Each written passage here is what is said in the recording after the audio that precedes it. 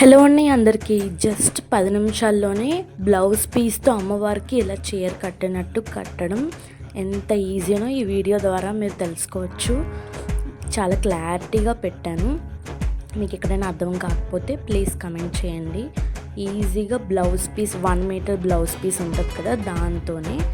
So first మనం ఇలా ఒక 5 to 6 ఫోల్డింగ్స్ చేసుకున్నాక ఇలా రివర్స్ చేసి ఇలా హాఫ్ వర్క్ మాత్రమే ఇలా ఫోల్డింగ్స్ చేస్తాము చివరి వరకు. దీని తర్వాత నుంచి ప్రాసెస్ అంతా ఈజీగానే ఉంటుంది, మీరు వీడియో ద్వారా ఫాలో అయిపోవచ్చు. అండ్ అలాగే మీరు మనకి ఇక్కడ పెద్ద బిందె ఒకటి కావాలి, ఒకటి చిన్న బిందె లాంటిది కావాలి. సో రెండిట్లో రైస్ అనేది ఫుల్గా వేసుకోవాలి. రైస్ ఉంటేనే అవి కదలకుండా ఉంటాయి. సో మీరు అది చూసుకోండి. నేను ఇక్కడ వీడియోలో మీకు కనిపించకపోవచ్చు, రైస్ అనేది వేయలేదు, ఎందుకంటే లాస్ట్ వీక్ మేము వ్రతం చేసుకున్నప్పుడు రైస్ వేసుకున్నాం. ఇప్పుడు మీకు వీడియో కోసం తీసినప్పుడు వేయలేదు, మర్చిపోయాను.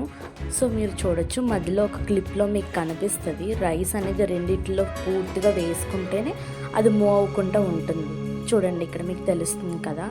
సో ఇలా ఫాలో అయిపోండి. చాలా సింపుల్గా 10 minutesలోనే ఫోల్డింగ్ చేయడం వస్తే ఈజీగా కట్టేసుకోవచ్చు. మీకు నచ్చిన జ్యువెలరీ అనేది అలంకరించుకోవచ్చు. సో నేను ఇక్కడ అమ్మవారి రూప్ కట్టడానికి ముందుగా కొబ్బరికాయ అనేది చిన్న చెంబు మీద పెట్టాను పైన. ఆ చిన్న చెంబుకి నేను కర్ర అనేది కట్టాను, ఎందుకంటే చేతులు కనిపించేటట్టుగా.